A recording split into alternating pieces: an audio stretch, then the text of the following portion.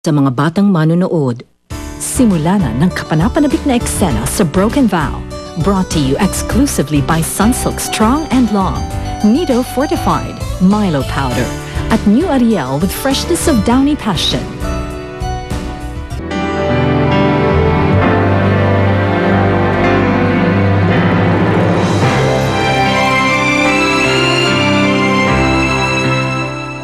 Hirap hanapin ng batang yun.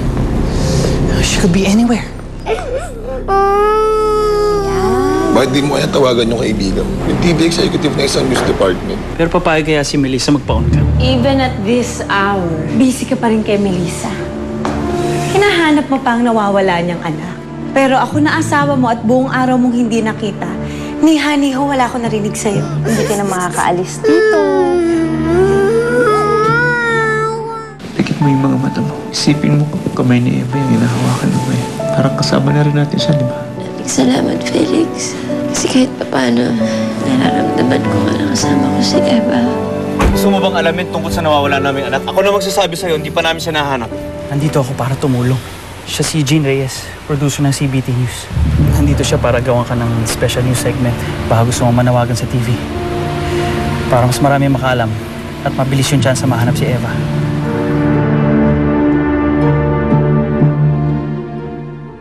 O Melissa, ganito ha, basta tumingin ka lang dun sa camera, sabihin mo lang lahat ng gusto mong sabihin.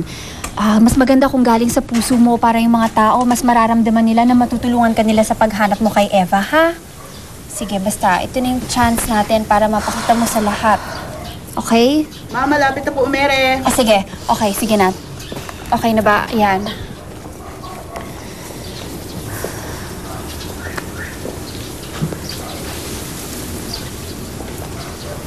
Five, 4, 3, 2. Ako po si Melissa Rastro.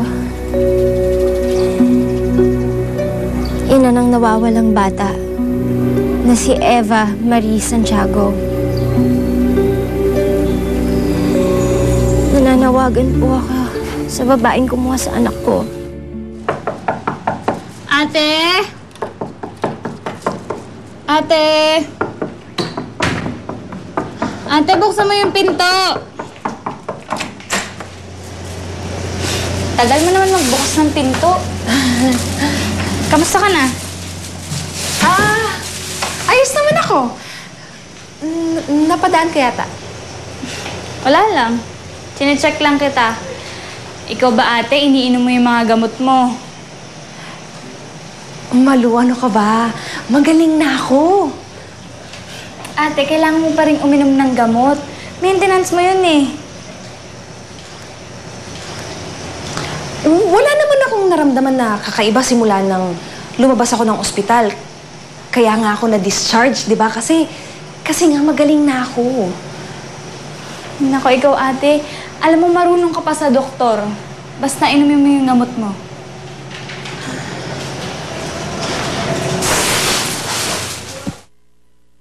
Nag-iisang anak ko si Eva. Nanay ka din. Kaya alam mo kung gaano kasakit mawalan ng isang anak.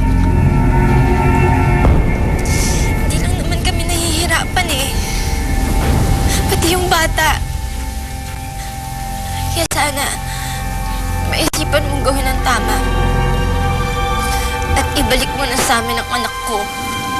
Kawawa naman yung babae. Huwag ka na manood ng TV. Sama mo na lang magluto. Halika na.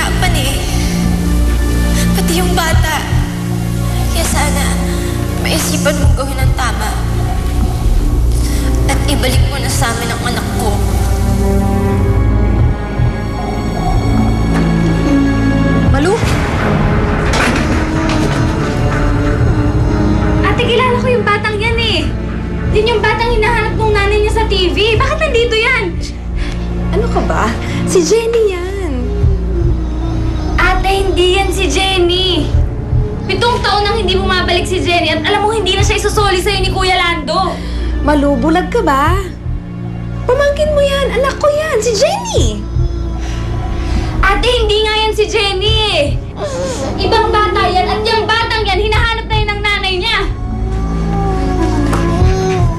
Malu, bakit ba ayaw mo maniwala sa akin na si Jenny yan? Ha? Iniisip mo naman ba na nababaliw ako? Lumayas ka dito.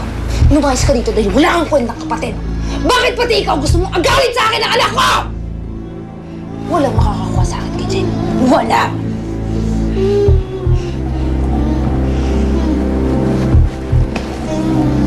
Ate, sorry. Hindi ka na magalit. Tama ka eh. Si Jenny nga yan. Hindi ko lang siguro siya namukaan kagad. Ganito na lang, ha? Paiinumin kita ng gamot, ha? Jenny, anak. Binisita tayo ng Tita Malu mo. Naaalala mo ba siya? Mamaya kakain tayo kasi may dinala siyang pasalubong para sa atin. Kakain tayo, ha? Kakain tayo ng madami. Madami, ha? Niluluto ako para sa iyo. O, anak. Kain ka na. Favorite mo yan, di ba? Ginisang sayote. Kain ka ng madami, ha?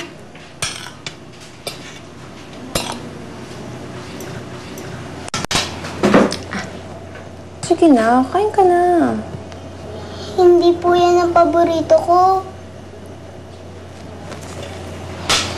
Eh, anong gusto mo kainin? Hotdog po. Hotdog? Sige, bili ako dun sa kanto, ha? Malu, bantayan mo siya, ha?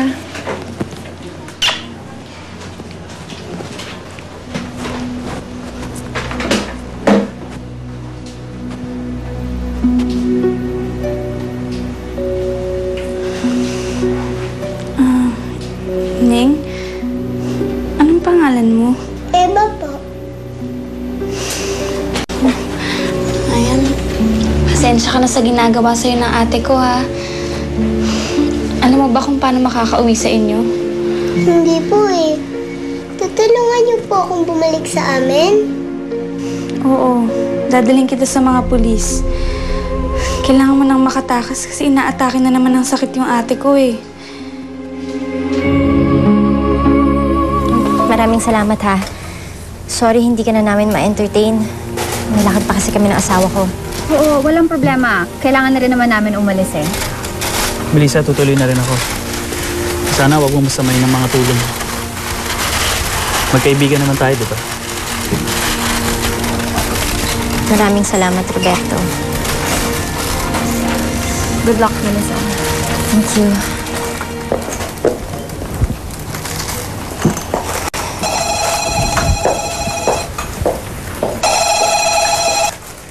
Hello? Ako nga. Ay, maraming salamat ho. O sige po. Sige po, papunta na ho kami dyan. Felix, may lalaking nakapanood daw sa akin sa TV. Sabi niya, meron daw siyang nakitang bata na kahawig ni Eva dun sa bahay nila sa Santa Elena. Halika, pumunta na tayo doon.